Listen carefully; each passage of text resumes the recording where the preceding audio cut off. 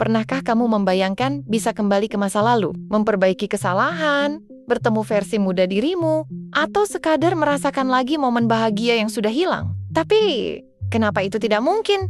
Apa rahasia di balik waktu yang terus bergerak maju? Sebelum menjawab, kita harus pahami. Waktu bukan sekadar angka di jam. Ia adalah hukum alam yang tak terbantahkan. Mari selami lebih dalam. Apa itu waktu? Sebelum kita bicara tentang mengapa waktu tidak bisa mundur, mari pahami dulu. Apa sebenarnya waktu? Waktu adalah ukuran perubahan.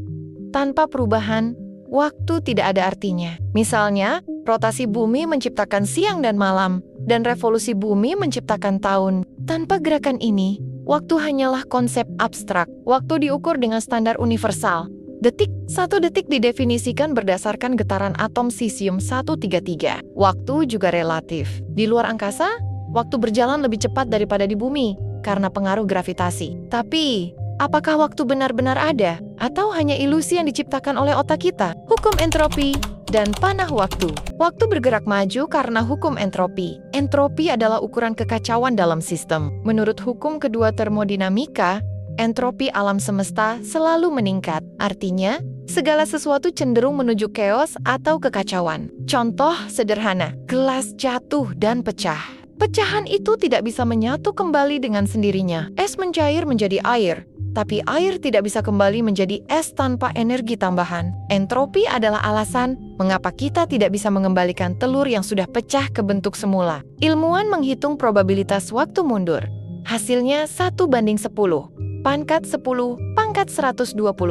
Angka yang hampir mustahil. Jika entropi bisa dihentikan, apakah waktu bisa berhenti atau bahkan mundur? Teori relativitas Einstein. Albert Einstein mengubah cara kita memandang waktu dengan teori relativitas. Menurutnya, waktu dan ruang adalah satu kesatuan yang disebut ruang waktu. Waktu bisa melambat atau cepat tergantung pada kecepatan dan gravitasi. Astronot di stasiun luar angkasa mengalami waktu lebih lambat daripada orang di bumi karena kecepatan orbitnya. Di dekat black hole, waktu hampir berhenti karena gravitasi yang ekstrim. Jika kamu bisa bergerak mendekati kecepatan cahaya, satu hari bagimu bisa setara dengan 100 tahun di bumi. Tapi, bahkan dengan relativitas, waktu tetap tidak bisa mundur. Jika kita bisa menjelajahi black hole, apakah kita bisa melompat ke masa lalu? Atau justru terjebak selamanya? Paradoks perjalanan waktu, bayangkan jika kita bisa kembali ke masa lalu dan mencegah kelahiran diri kita sendiri. Apa yang akan terjadi? Ini disebut paradoks kakek. Dan ini adalah salah satu alasan mengapa perjalanan waktu dianggap mustahil. Jika kamu kembali ke masa lalu dan mengubah sesuatu, masa depan yang kamu kenal mungkin tidak akan pernah ada. Ilmuwan seperti Stephen Hawking pernah bilang, jika perjalanan waktu mungkin, mengapa kita tidak pernah bertemu turis dari masa depan? Beberapa teori fisika, seperti closed time-like curves, memungkinkan perjalanan waktu secara matematis. Tapi, ini masih spekulatif dan belum terbukti. Jika kamu bisa kembali ke masa lalu, apa yang akan kamu ubah? Dan apa konsekuensinya? Waktu dalam perspektif kosmik, alam semesta kita terus mengembang sejak Big Bang 13,8 miliar tahun lalu. Tapi, apakah ini akan berlangsung selamanya? Beberapa teori mengatakan, suatu hari nanti, alam semesta mungkin berhenti mengembang dan mulai menyusut. Ini disebut Big Crunch. Jika itu terjadi, apakah waktu akan berbalik? Saat ini, bukti menunjukkan alam semesta justru mengembang semakin cepat karena energi gelap. Jika Big Crunch terjadi, waktu mungkin akan mundur. Tapi ini masih spekulasi. Jika waktu berbalik, apakah kita akan menyadarinya? Atau hidup kita akan seperti film yang diputar mundur? Jadi, mengapa kita tidak bisa kembali ke masa lalu? Karena hukum alam, seperti entropi dan relativitas, melarangnya. Waktu adalah panah yang hanya bergerak maju. Dan itu membuatnya begitu berharga. Tapi, jika kita tidak bisa mengubah masa lalu, apa yang bisa kita lakukan dengan waktu yang kita miliki sekarang? Mari kita bahas bagaimana kita bisa menggunakan waktu dengan bijak. Karena waktu terus bergerak maju, dan kita hanya punya satu kesempatan untuk hidup. Waktu dalam perspektif manusia. Bagi manusia, waktu bukan sekadar konsep fisika. Ia adalah pengalaman. Kita merasakan waktu melalui perubahan. Tubuh kita tumbuh, ingatan kita terbentuk, dan momen-momen berharga datang dan pergi. Tapi, mengapa kita sering merasa waktu berlalu begitu cepat? Psikolog menyebut fenomena ini sebagai time perception. Semakin tua kita, Semakin cepat waktu terasa karena otak kita memproses informasi lebih efisien. Anak-anak merasa waktu lebih lambat karena mereka terus-menerus mengalami hal baru. Pernahkah kamu merasa tahun lalu seperti baru kemarin? Mengapa waktu terasa berbeda di berbagai fase hidup? Waktu dan memori. Waktu dan memori adalah dua hal yang tak terpisahkan. Kita mengukur waktu melalui ingatan, ulang tahun, liburan, atau bahkan momen sedih. Tapi ingatan kita tidak selalu akurat. Otak kita bisa mengubah atau bahkan menciptakan memori palsu. Contohnya adalah seseorang teringat momen bahagia bersama keluarga yang sudah tiada. Seseorang tersenyum saat melihat foto masa kecil. Studi menunjukkan bahwa ingatan kita paling kuat terkait dengan emosi. Itu sebabnya kita lebih mudah mengingat momen bahagia atau traumatis. Ingatan juga bisa memudar seiring waktu, membuat kita merasa waktu berlalu lebih cepat. Jika ingatan adalah cara kita mengukur waktu, apa artinya ketika kita mulai melupakan masa lalu, waktu, dan penyesalan? Salah satu alasan mengapa kita ingin kembali ke masa lalu adalah untuk memperbaiki kesalahan. Penyesalan adalah beban yang sering kita bawa sepanjang hidup.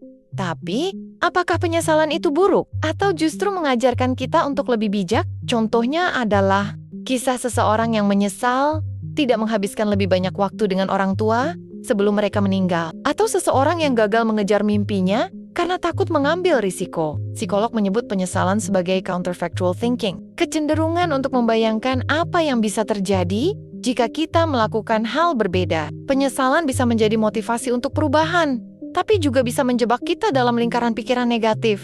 Jika kamu bisa berbicara dengan dirimu di masa lalu, apa nasihat yang akan kamu berikan? Dan apa yang bisa kamu lakukan hari ini untuk menghindari penyesalan di masa depan? Waktu dan harapan. Selain penyesalan, manusia juga punya harapan. Harapan adalah apa yang membuat kita terus bergerak maju. Tapi, harapan juga bisa menjadi pedang bermata dua.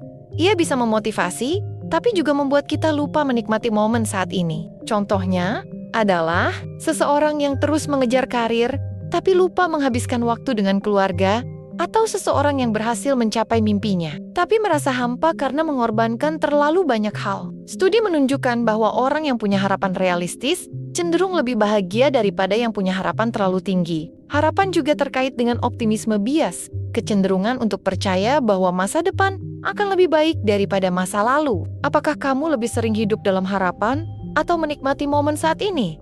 Mana yang lebih penting? Waktu dan kematian. Kematian adalah akhir dari waktu kita di dunia ini. Tapi, justru karena kita tahu waktu terbatas, kita bisa menghargainya. Filsuf seperti Seneca bilang, bukan kita yang punya waktu yang sedikit, tapi kita menyia-nyiakannya. Contohnya adalah kisah seseorang yang didiagnosis penyakit terminal dan memutuskan untuk menghabiskan sisa hidupnya dengan melakukan hal-hal yang berarti. Atau orang tua yang menceritakan kisah hidupnya kepada cucu-cucunya. Konsep memento mori yang artinya ingatlah bahwa kamu akan mati digunakan oleh filsuf kuno untuk mengingatkan kita tentang pentingnya hidup bermakna. Studi menunjukkan bahwa orang yang sering memikirkan kematian cenderung lebih menghargai waktu dan hubungan dengan orang lain. Jika kamu tahu waktu hidupmu tinggal 1 tahun lagi, apa yang akan kamu lakukan? Dan mengapa tidak melakukannya sekarang? Waktu dan kebahagiaan. Kebahagiaan seringkali ditemukan dalam momen-momen kecil yang kita lewatkan karena terlalu sibuk mengejar waktu. Tapi, kebahagiaan sejati adalah ketika kita bisa hadir sepenuhnya di saat ini. Contohnya adalah keluarga yang berkumpul dan tertawa bersama, atau menikmati secangkir kopi di pagi hari sambil menatap matahari terbit. Studi menunjukkan bahwa orang yang sering mempraktikkan mindfulness kesadaran penuh cenderung lebih bahagia dan kurang stres. Kebahagiaan tidak selalu tentang mencapai tujuan besar, tapi tentang menikmati prosesnya. Kapan terakhir kali kamu benar-benar menikmati momen tanpa memikirkan masa lalu atau masa depan? Waktu adalah guru terbaik. Ia mengajarkan kita tentang perubahan, penyesalan, harapan, dan akhirnya tentang arti hidup. Kita tidak bisa kembali ke masa lalu, tapi kita bisa belajar darinya. Kita tidak bisa menghentikan waktu, tapi kita bisa menggunakannya dengan bijak. Jadi, apa yang akan kamu lakukan dengan waktu yang kamu miliki sekarang? Bagaimana kamu akan membuat setiap detiknya berarti? Waktu terus bergerak. Setiap detik yang terbuang adalah detik yang tak bisa direklamasi. Tapi ini bukan untuk ditakuti, ini untuk dimanfaatkan. Kamu mungkin terlambat, Tapi waktu tidak pernah terlambat untuk memulai. Jika video ini menginspirasimu, jangan lupa like, share, dan subscribe. Karena waktu kita terbatas, jadi pastikan konten yang kamu tonton bermanfaat. Sampai jumpa di video berikutnya.